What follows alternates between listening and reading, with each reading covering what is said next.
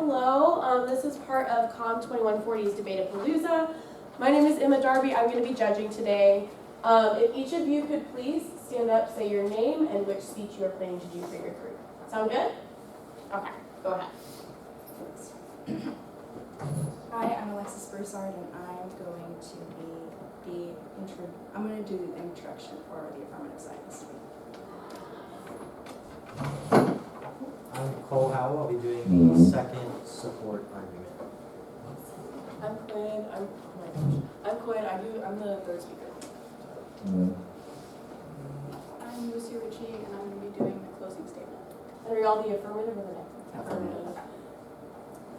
I am Mariah Santoya. I am first speaker, and I will be giving the constructive speech for the negative side. I am Faith, and I'm the second speaker. I'm doing rebuttal for the negative side. Oh, sorry. I'm Mariah Santoya. I will be doing third speaker as well for the negative side also. I'm Sasha Sanchez, and I'll be doing the final speaker for the negative side. Awesome. Alrighty then. So, we've already had people sign in for extra credit. We're recording. We're going to be giving you signals as to when your speeches begin and end. And just a review of the format for everybody who's here. We have on the affirmative side that constructive speech is going to be for 5 minutes, negative, constructive, 5 minutes. Then there's going to be a crossfire between those two speakers for 2. Then there's going to be the affirmative second speaker, negative second speaker, and another crossfire between those individuals for 2 minutes. Then the third speaker for each, 5 minutes. Then the crossfire after that, which is going to be all speakers are able to speak then. I ask that you please keep it simple and try to make sure that everybody has room to speak, but that is going to be open to everybody. Then there's the final focus / last shot speeches, which are going to be at the end, 5 minutes piece. Sound good? You each both get 2 minutes preparation time that you can use at any time. Just please let us know that you are planning to use it.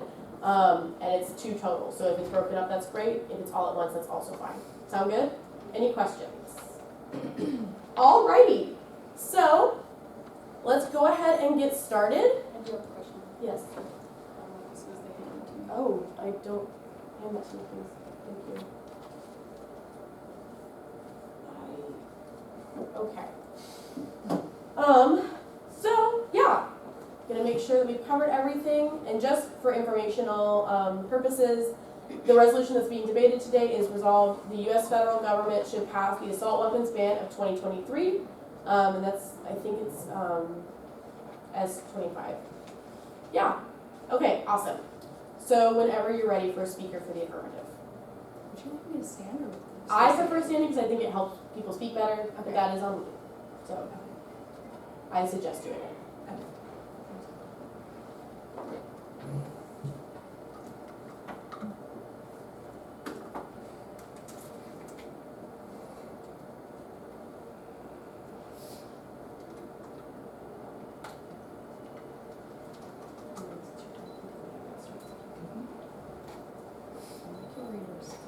My cue or yours? I'll start with you. Okay.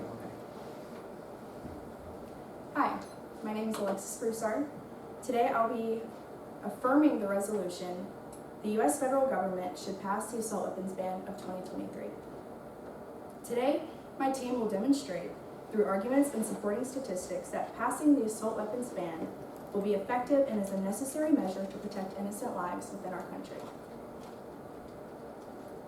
Congress defines a semi-automatic pistol as any repeating pistol that utilizes a portion of the energy of a firing cartridge to extract the fire cartridge case and chamber for the next round, and requires a separate pull of the trigger to fire each cartridge.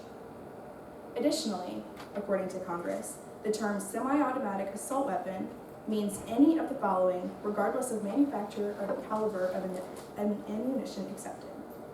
A semi-automatic rifle that has the capacity to accept a detachable ammunition feeding device and has any one of the following: a pistol grip, a forward grip, a folding, telescoping, or detachable stock, or a stock that is otherwise foldable or adjustable in a manner that operated to reduce the length, size, or any other dimension, or otherwise enhances the concealability of the weapon: a grenade launcher, a barrel shroud, and a threaded barrel. Firstly, it's important to note that the ban does not seek to infringe on the Second Amendment rights of American citizens. In this case, the legislation only targets specific types of firearms that are designed for military use, which have no use in civilian life. This bill allows for possession and use of other firearms that are suitable for hunting, sporting, and self-defense. The sanctity of human life cannot be overstated. It's both precious and vulnerable. Consequently, every effort must be made to safeguard it. The use of assault weapons, however, presents a clear danger to its fundamental value, which is why it's necessary for the government to pass this ban. As we have learned all too well in recent years, assault weapons, usually paired with high-capacity magazines, have become a weapon of choice for many mass shooters.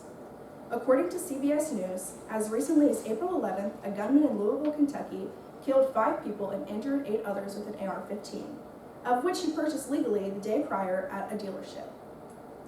These weapons were made to be used by the military with the intention to kill as many people as possible in a short amount of time. This being said, there's no place for that in civilized America.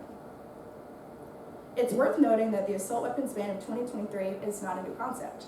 Throughout the years of 1994 to 2004, there was a similar ban put into place. Throughout this time, the number of gun-related deaths decreased by 37%. This ban was successful in reducing the number of mass shootings and gun-related homicides, proving that such measures can have a significant impact on reducing gun violence. The problem with this particular ban, though, is that it was allowed to lapse. Since then, the repercussions have been predictable. It's no longer safe to go to the bank, watch a movie, go to school, shop in a mall, or buy groceries, you name it. We are all vulnerable to attack. According to Everytown, mass shootings that involve an assault weapon account for 25% of all mass shooting deaths, and more than 3/4 of all injuries in mass shootings, with 4 more people killed. The number of incidents is close to irrelevant when considering the damage done by assault rifles compared to handguns. Statistics and evidence make it clear that assault weapons are not designed for self-defense. Rather, they act as a deterrent to disarm or neutralize a threat. These types of weapons are designed with the sole purpose of inflicting certain excruciatingly painful death. In only 14 states, including DC, you're required to have a permit to purchase a gun. This means that in the other 36 states, anyone can go to a store that sells guns and buy one with only a picture ID. To contrast this, in Texas, to apply for a new driver's license, new residents must have an ID, proof of residence, proof of citizenship or lawful presence, your social security number, evidence of Texas vehicle registration, and proof of insurance. Because purchasing assault weapons is relatively a cakewalk, the number of mass shootings per year is disgustingly high. As of April 11, 2023, there have been 146 mass shootings this year alone, leaving 209 dead and 563 injured. To put this into perspective, there have only been 102 days at that point in the year. In conclusion, passing the assault weapons ban of 2023 is a critical step towards reducing gun violence and protecting human, innocent lives in the United States. By doing so, we can create a safer and more peaceful society for all Americans. Thank you.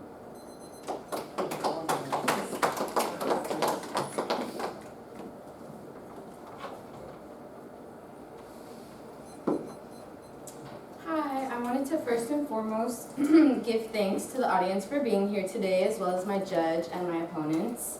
And good luck to everyone. Are my opponents ready? Is the audience ready? Is my judge ready? Okay. Welcome all. Today we will be representing opposing arguments against the resolution which states that the U.S. federal government should pass the assault weapons ban of 2023. Today, the negative team and I will provide evidence that the ban would infringe on the Second Amendment rights of law-abiding citizens, cause uproars and danger in our communities, and how it would not be effective in reducing gun violence overall. We will highlight the rights of the Americans who claim to be the land of the free. First, I will discuss the effectiveness of this proposed policy in reducing gun violence and mass shootings. Then I will discuss the vitality of upholding the United States Constitution, specifically the Second Amendment. First, I want to talk about the past failures adhering to assault weapons. In 1994, the U.S. government implemented a federal assault weapons ban that was in place for 10 years before it fell in the year 2004. Studies show that the ban's effectiveness was little to stop gun violence with just banning assault weapons and failed to have an everlasting effect. Research from the Office of Juvenile Justice and Delinquency Prevention shows in the FBI supplementary homicide reports that crime reports and felon surveys showed that assault weapons were used in 1 to 2 of violent crimes, and in the 10 preceding years, murders committed without guns outnumbered those with assault weapons by about 37 to 1.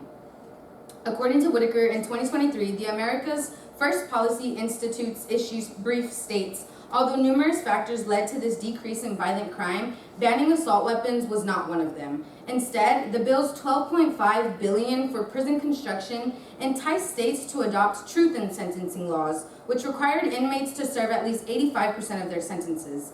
States passed 3-strike laws as well, enacted mandatory minimums, eliminated parole, and removed judicial discretion in sentencing. Most importantly, the bill's $14 billion added nearly 200,000 police officers nationwide from 1990 to 1999. A 28% increase in America's police force. All of these factors combined produced positive effects and decreased crime. Levitt's analysis also found that police funding was a contributing factor to the decrease in violent crime. Now I will dive into some statistics on gun violence. The issue of gun violence is a complex one that cannot be solved by simply banning assault weapons. The majority of gun violence incidents are afflicted by high rates of gun violence, poverty, mental health, and access to firearms. Therefore, this bill, which has little to no evidence that banning assault weapons will prevent mass shootings, cannot and will not address the root causes of gun violence and bring justice to the citizens of the United States. David French on the Dallas Morning News in 2018 explains that there is no evidence banning assault weapons would prevent mass shootings. Blocking access to a new AR-15 is not remotely the same thing as stopping a mass shooting. In reality, the move to ban an AR-15 rests on a different idea, the notion that the ban will possibly decrease the lethality of any given mass shooting. Handguns are generally the weapon chosen for mass killers. An assault weapons ban represents the worst form of gun control. We know it would burden the self-defense rights of law-abiding Americans without meaningfully addressing problems it's designed to address. We know it wouldn't affect overall gun death rates. We don't have evidence it would prevent mass shootings. Given that reality, it looks much less like a rational policy making and much more like legislative emoting, a moral gesture with the primary impact of diminishing American constitutional rights.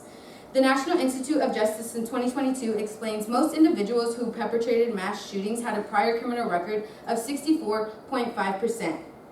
According to PewResearch.org, in 2020, handguns were involved in 59% of the 13,620 U.S. gun murders and non-negligent manslaughters, for which data is available according to the FBI rifles.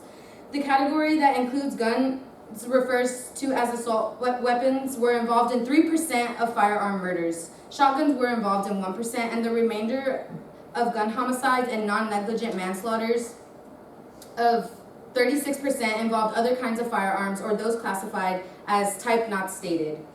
And stated from law.cornell.edu, the 2008 Supreme Court case Heller v. District of Columbia ruled that Washington, D.C. gun control laws that effectively banned the possession of handguns violated an individual's Second Amendment right to self-defense. To conclude, a quote from Abraham Lincoln's speech in Kansas, December 1859, the people are the rightful masters of both Congress and the courts, not to overthrow the Constitution, but to overthrow the men who pervert it. Thank you.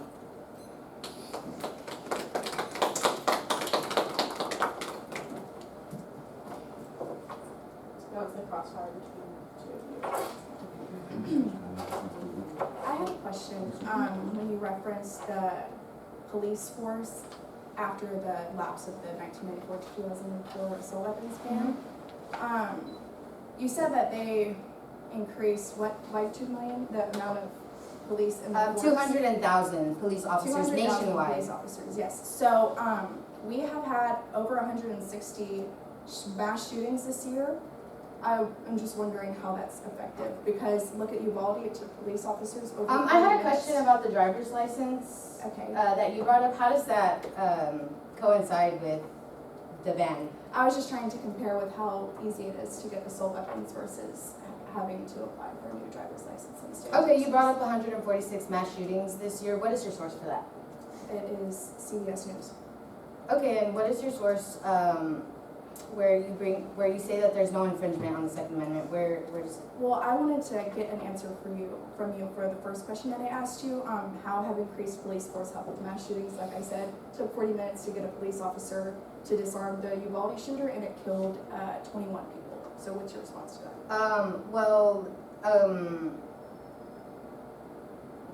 According to the Dallas Morning News, David French, talks about how, according to Whitaker in 2023, they put so much money into arming more, providing more police officers in, and to,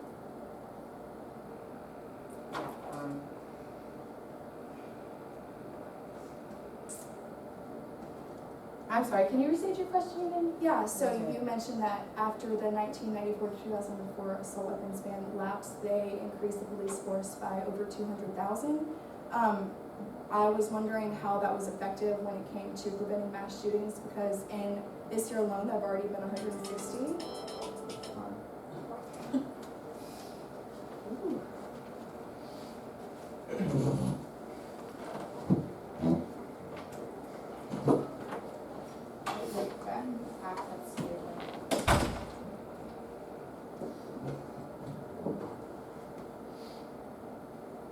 Okay, so the main point that I want to drive home with the audience, the judge, panel, and my opponents is that this is not a black and white issue.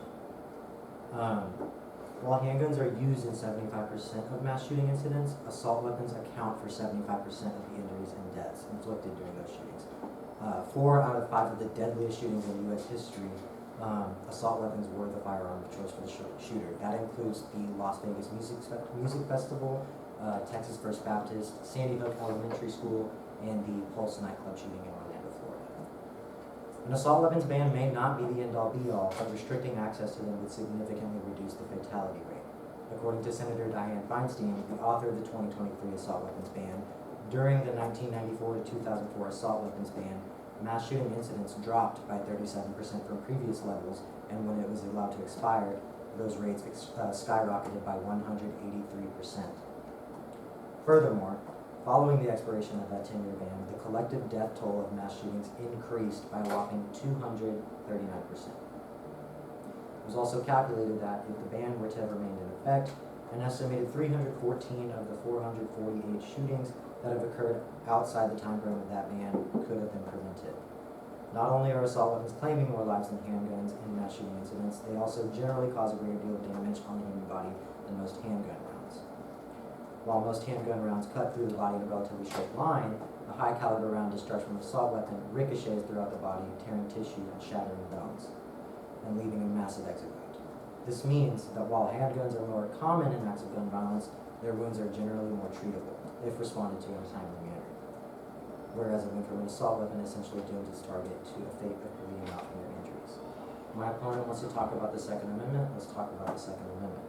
While the Second Amendment does guarantee the right of citizens to have access to firearms, it doesn't prohibit the restriction or regulation of access to certain types of high-grade weaponry. For instance, if I wanted to go to a gun store, why can't I walk out with a rocket launcher or a machine gun? There's substantial Supreme Court precedent for the lack of finality within the Bill of Rights, at least as far as the specific language is concerned. While some amendments, like the first, have had subsequent rulings that have affirmed complete rigidity of the language, others, including the second, have no such reinforcement, leaving them open to a degree of restriction. Plenty of people like to quote, the right to bear arms shall not be infringed, but seem to always forget that the first words of the Second Amendment pertain to a well-regulated ownership.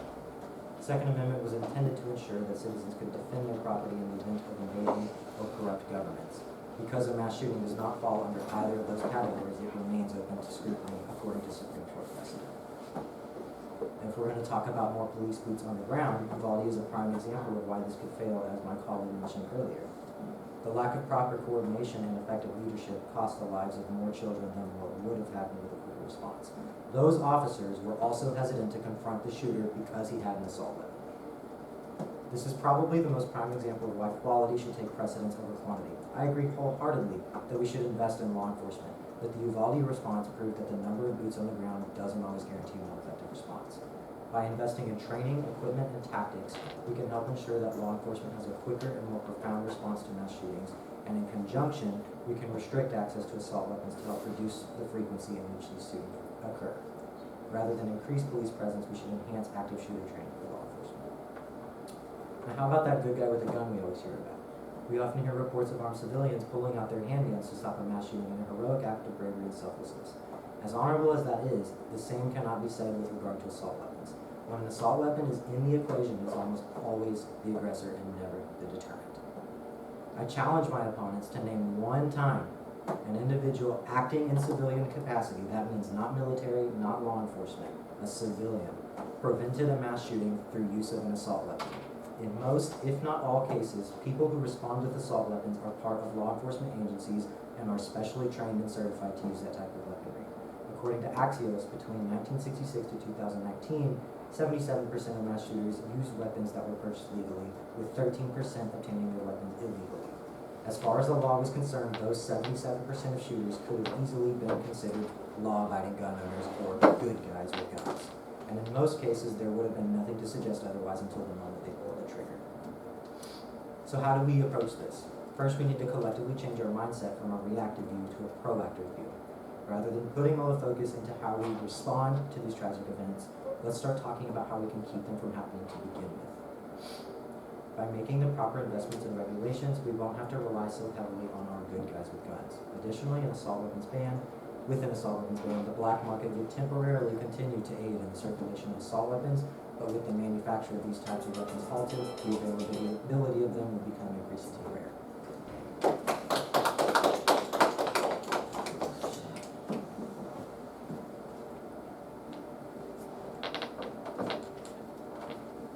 Hello. Today I will continue the discussion of the effectiveness of the 2023 assault weapons ban in reducing gun violence and how it will not uphold the freedoms of American citizens. I want to remind everyone that the framework for today's debate is the Second Amendment. Once again, the definition of the Second Amendment is a well-regulated militia being necessary to the security of a free state. The right of the people to keep and bear arms shall not be infringed. To be clear, Cornell University defines infringement as a violation, a breach, or an unauthorized act. Specifically, it states that a harm to one's right is an infringement. Another definition that is vital for our debate is the understanding of the term bear arms. According to Duke University experts and corpus of early modern English, the most relevant legal context for the ordinary meaning of bear arms in the Second Amendment is used to describe as the right to carry weapons for non-military purposes. The District of Columbia v. Heller confirms that the Second Amendment protects an individual right to possess a firearm unconnected to the service in a militia, and to use that arm for traditionally lawful purposes such as self-defense within the home. The Bill of Rights was created to protect citizens' civil liberties from the federal government's infringements. The Second Amendment is included in the Bill of Rights. So how can my opponents conclude that this ban is not infringing on one's right? If this ban were to pass, who's to say that our other civil liberties included in the Bill of Rights may not be stripped away? My audience, opponents, and judge, I urge you to truly see the profound loss of liberties that is intertwined into this ban. Now we'll move on to mass shootings and the grandfather clause. According to Forbes, United States citizens legally own over 20 million assault weapons. The New York Times found that 77% of mass shooters obtain their weapons legally. So my team begs the question once again of why are we pushing a ban that has no clear findings that it will stop mass shootings? If a majority of mass shooters legally obtain their assault weapons, in what way will this ban stop the 20 million assault weapons that will be grandfathered in? Again, blocking access to a new AR-15 is not remotely the same thing as stopping a mass shooting. This ban clearly does not have adequate evidence to support its irrational ban. The National Institute of Justice explains that research indicates the role of mental illness in mass shootings is complicated, not clear-cut. According to the National Health Institute, mental illnesses are common in the United States. It is estimated that 1 in 5 U.S. adults live with mental illnesses, which is around 57.8 million individuals over 18.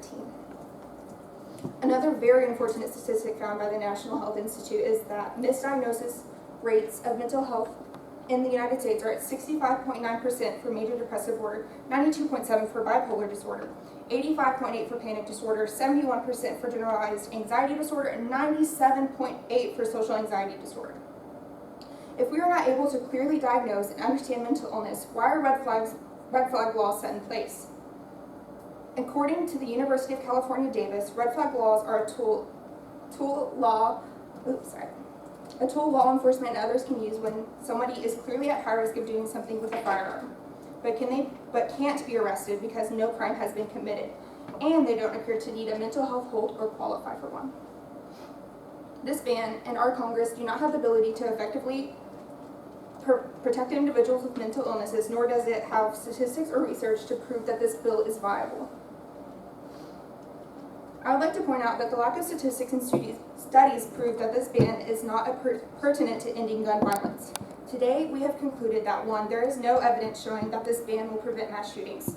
2, we as law-abiding American citizens do indeed have a right to bear arms. 3, there are 20 million assault weapons that will still be in legal use after the passing of this bill. 4, the United States has proven its inability to correctly diagnose mental illnesses and create legislation to protect those with mental illnesses from legally obtaining guns. 5, and lastly, this bill is violating the Second Amendment and the rights of law-abiding citizens. Thank you.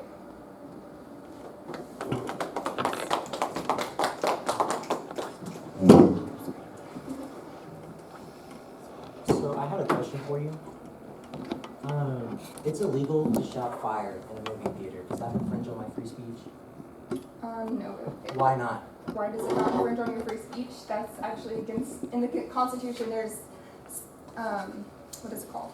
You're not allowed to say that. So yes, like there's certain things you can say, I'm just gonna shoot a police officer. That's illegal. You can get arrested for that. So why is Do you not have an understanding of the Constitution? So if I And can't also, can you shout, provide me with the studies If that done that doesn't- have in fact proven that will lower gun violence? How will this ban lower gun violence? why does that not infringe on my free speech?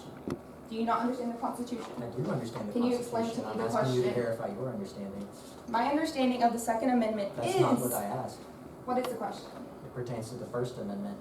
If it's illegal to Why is shout that fire, relevant? Why are we talking about the if First it's Amendment? illegal to shout fire in a movie theater, Okay. why does that not infringe on my free speech? Why? How is this relevant to Because what we're going to we're talk talking about about- assault We're ban? talking about infringing on rights, so let's talk about infringing on rights. Okay, so the resolution for today is that we I are am trying to aware. pass. You are I'm aware. aware of what Okay. the resolution I don't is. understand how that is Then relevant. answer the And so question, can we can get on you? topic, please. Okay, so Does that infringe on my free speech? for you saying what? Fire in a movie theater. No, that Why? it does. You have the right. There's a lead in, I promise. Yes, Why okay. does that not infringe on my free speech? You're not allowed to say that. Why? Okay, What's the anyways, reasoning for that? so can you explain how the grandfather clause will Because- not lead to the further American deaths and gun violence? Can we move on to this question so you can answer some It's of mine? because, Can you explain frankly, how the grandfather clause will not lead to further American deaths and gun, for the and gun record, violence? you can't shout fire in a movie theater because it's a danger to public safety. So the argument there is there's reasonable Thank restrictions you for placed on explaining that. constitutional rights. And in the so name are of you public saying that safety. the Congress findings are inadequate? Is that what you're saying? The Congress, no. I'm Okay. saying that there is precedent for reasonable.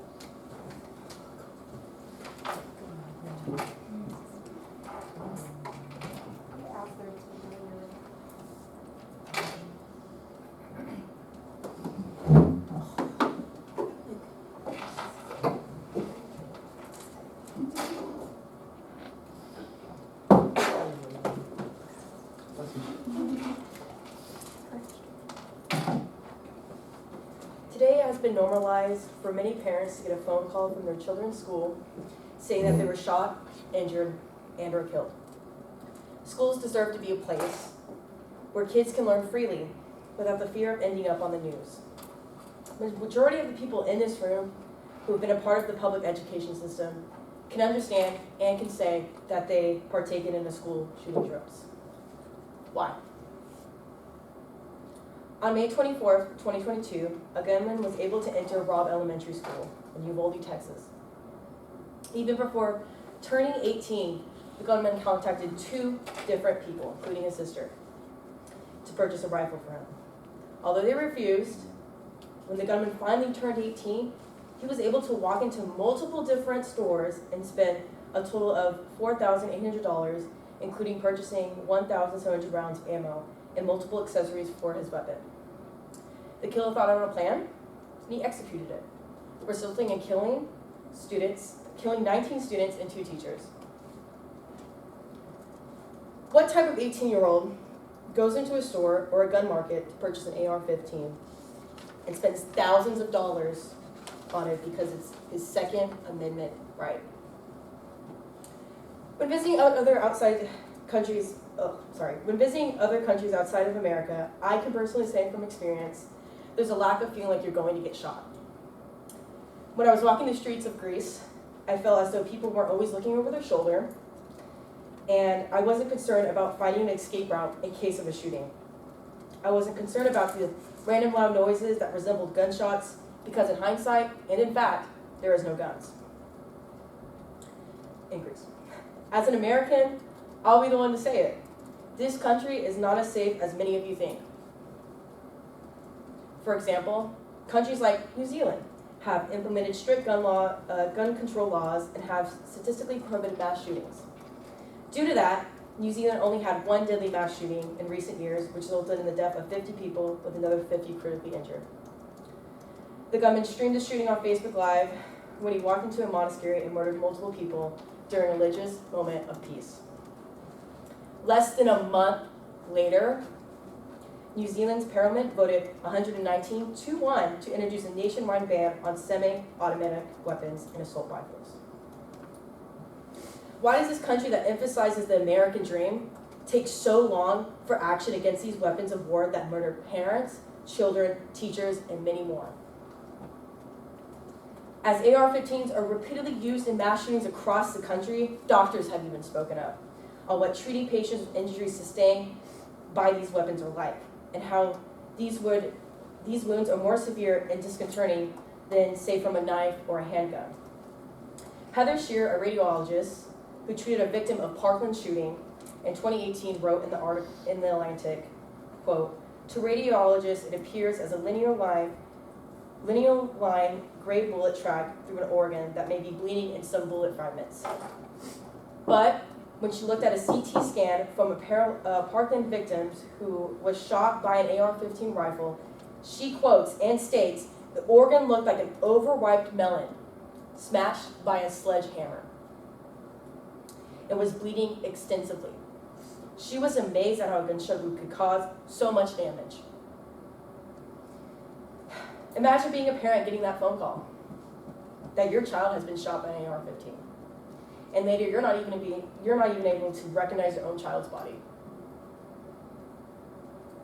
Finally, this is proof that the Bill of Assault Weapons Ban 2023 should be passed, because wouldn't you rather have a little bit of control over your civil rights that are supposed to be guaranteed and protected by the U.S., or the lives of many that have been failed by this exact system?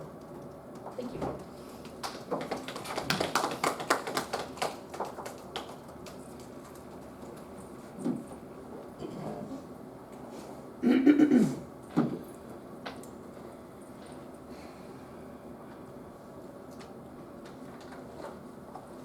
Okay, so according to the Constitution.congress.gov, the Second Amendment has proven to be infringed on multiple occasions in the past by past bans that have been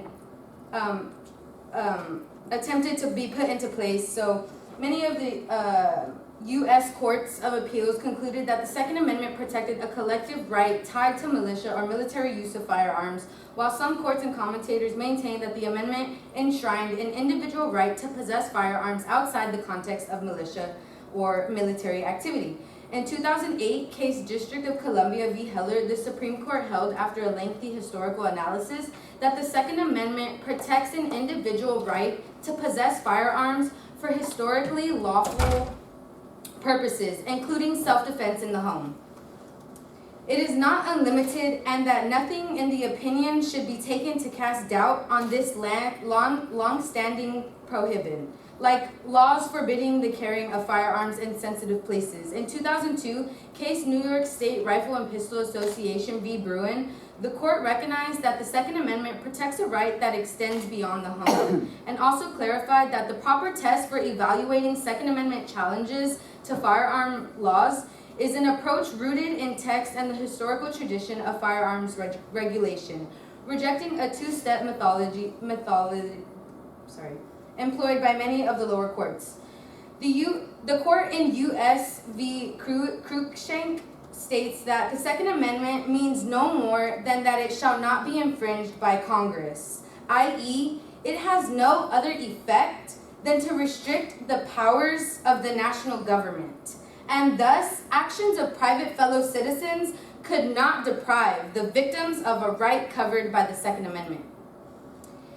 The Second Amendment is limited but protects weapons possessed by law-abiding citizens. The Second Amendment of the U.S. Constitution assures the right of American citizens to bear arms. The assault weapons ban of 2023 would infringe on this constitutional right by prohibiting the possession or use of these assault weapons.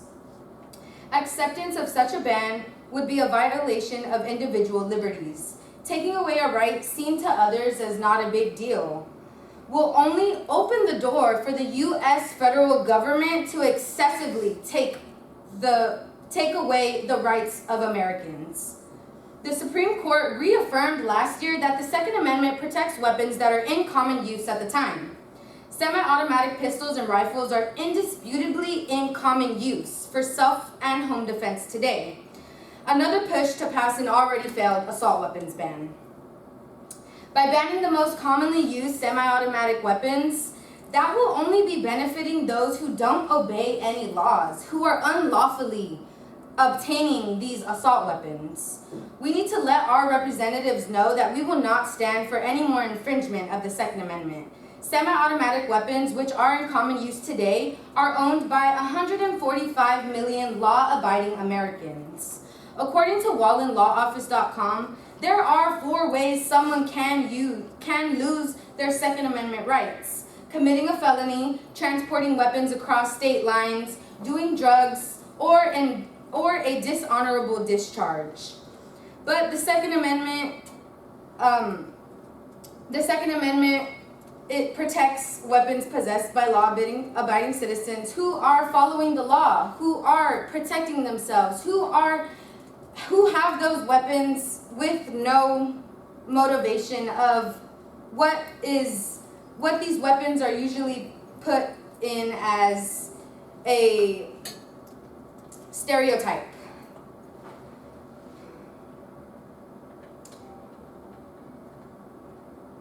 So to conclude, the Second Amendment has proven to be infringed on multiple occasions in the past, and the ban that is being presented today is not hitting the root cause of why these people are committing these mass shootings. Thank you.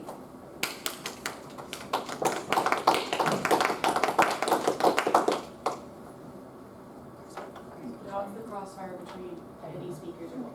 Can you provide me with the studies done that have in fact proven that this will lower gun violence? We can refer, excuse me, back to the 1994 to 2004 ban that we, I think, both previously mentioned about Yes. how it reduced gun violence by 37%, and after But it that, was reduced that much because of all the other things that were implemented as well, not just the gun. So why does it have to be one Like singular what? approach? Why can it not be multiple things? Because we're talking about the Nobody's- gun ban alone Nobody today. nobody said that had to be the end all be all to solve gun violence. That's one step in the process, and we're advocating that it should be pursued. That's what our resolution is. How would you describe that this 2023 ban will protect the rights of law-abiding individuals? it protects the right because according to the founding fathers, we can have life, liberty, and pursuit of happiness. Yes, the Bill of Rights. Yeah, the Bill of Rights. Okay. So I think life pertains to that. I understand that it would infringe on your liberty, but we also have the liberty to. So you brought up the 18-year-old who committed that crime. Which one? The mass shooting? Yeah, Yeah. who was 18 Uvalde? years old. Mhm. How can you connect that? Like, he was 18 years old. Why He was is this legally 18 allowed year old to committing purchase that an crime in the AR-15. first place? Well, Legally allowed to obviously, purchase an obviously there's a mental health issue, but we can't necessarily attack that at the root if we don't take away the thing that they're committing it with. You can dumb it down enough to, and if a toddler is throwing balls at another child and hitting them, take the balls away. They'll try and find something else, but you'll have that time to where they can't throw anything at you. That is when law enforcement can do investigations. And a few times when things have been pushed back, such as, well, not such as the Uvalde shooter, but that Can you allows. tell me the source that assault weapons were used in Follow up those if 4 I to 5 may mass on what the shootings? two of you were talking about. Who's protecting the constitutional rights of those school children? It should be the police officers, and it should be the student, if they're under 18, they do have their own rights, yes, Right, so, The I'm people, confused on the question. the people that we elect to enact these Yes, types we of vote on, policies, yes. right? Mhm. So law enforcement enforces these policies, right? Yes, So the people that we're voting for, we're talking, like, we're having a discussion about protecting rights, Yes. and there is legitimate concern over Second Amendment rights. Yeah. Who's protecting the rights of those school children? Because they are entitled to constitutional rights as well, right? I agree with you. So, just for the record, according to. So what's the question? According to BradyUnited.org, 321 people die from guns every day. So, Okay. what is being done to protect those constitutional We're not rights? talking about overall gun violence. This is specifically about assault weapons. Right, So, time out. which buys it. Excuse me.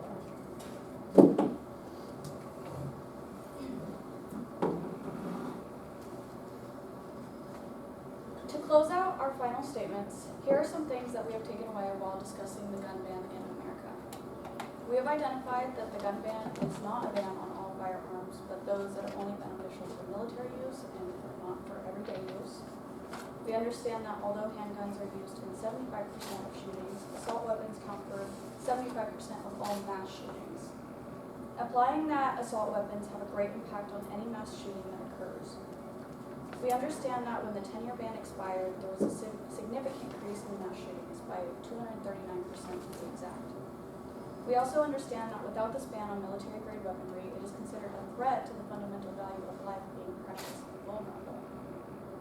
The concept of a ban on assault rifles is not a new concept in America. This idea of a ban has been around for long enough to where it has caused a great divide within the people of America. These assault rifles serve no purpose other than to cause more harm than good. The ban may not be an end-all be-all, however, it is a way for us to significantly reduce the fatality rates in America. We also understand that the impacts on families, parents, and citizens in general when it comes to losing their loved ones in a mass shooting. The idea of safety is completely compromised in America. We can refer back to being in the streets of Greece where there was no fear of any guns or any shootings, where the safety was not compromised. We have identified that in only 14 states a permit to purchase an assault weapon is required, meaning that in the 36 states they only need a photo ID, which just does not benefit to purchasing a gun. That makes it a lot easier. And although there may not be a solution to finding a root cause on gun violence, the accessibility definitely does not help us in this tragic situation. We have also identified ways to ensure the safety of civilians as well as students in schools by having a more efficient and well-trained armed force in school grounds. And the issue on assault weapons has caused too much division, deaths, and pure tragedies within America. In conclusion, we hereby argue that an assault weapons ban should be put into effect immediately.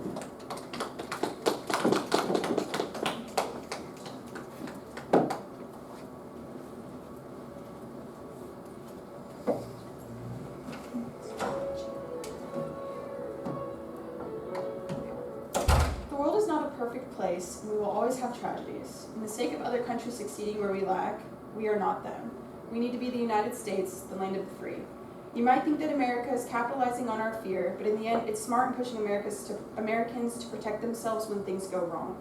When it comes to the ban not affecting people who already have these weapons, people can be seen to be disadvantaged. Seeing as there are already so many discrepancies in defining assault weapons, we should work towards knowing what we are trying to ban. After the 1994 crime bill was passed, our nation experienced a total crime decrease, but that was largely due to the numerous factors and not solely due to the assault weapons ban that it concluded. Back to what Mariah was saying, the America's First Policy Institute, there was all of these factors combined producing positive effects in decreasing crime, but Levitt's analysis sought that it was mostly due to police funding, prison construction, and the bill was $14 billion added onto the police force. There was actually also another assault weapons ban of 2013 that failed as well. This was seen as in California, and the critics of this bill said that there were over 100 million high-capacity magazines, as defined by the bill, already in circulation in the United States. They also said that very few of these magazines were registered, and a ban like this would be ineffective in keeping these magazines out of criminal hands. We can see history repeating itself through each ban made, therefore making it ineffective and a start of an uproar for American citizens. Although we are seeing a new and improved bill when compared to the 1994 ban, who's to say it's not going to be a repeat in the way of modifications? We've done it before in the sake of making illegal modifications to bypass the 1994 ban. With the growing technology we see today, who's to say people won't find a new way to do this, a way to do the same? The negative cause for this is putting even more dangerous guns on the streets that could do even more damage than just are deemed assault weapons. This will only make matters worse with American citizens rejecting and protesting the bill passing. Don't make matters worse for citizens today, as we've already seen riots in our most sacred places like the 2021 riot in the Capitol after the most recent presidential election. This isn't about making the world a better place, it's about the government making a world they deem safe by their own standards and infringing on our rights. According to the National Institution of Justice, most died on the scene of public mass shootings, with 38.4% dying on their own hand and 20.3% killed by law enforcement officers. Our mental health system is failing us, and so is our law enforcement. And according to the bill, Section 3, Paragraph 3 on line E, it could be seen that the possession by an individual is retired in good standing from service with the law enforcement agency and is not otherwise prohibited from receiving ammunition of a large capacity of ammunition feeding device. Well, they're keeping it grandfathered in for people of law enforcement, but the most recent incident that we've had in 2022 was Jessie Porter. She was a former lieutenant, and she ended up killing somebody on accident. By the beginning of the 21st century, many of the U.S. courts of appeals concluded that the Second Amendment protected a collective right to the militia or military use of firearms, while some courts and commentators maintained that the amendment enshrined on the individual right to possess firearms outside the context of militia or military activity. Passing the assault weapons ban of 2023 would not effectively reduce gun violence and would indeed infringe on the constitutional rights of law-abiding citizens.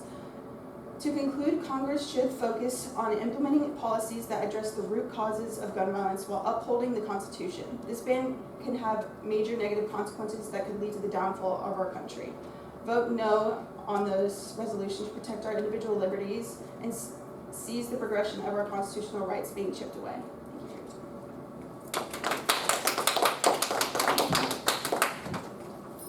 All right, thank you. I think the rest of the audience agrees. Thank you for your participation. He moved the recorder. Oh, yeah. I'm gonna go stop the recorder. But yeah, good job, everybody. Yeah.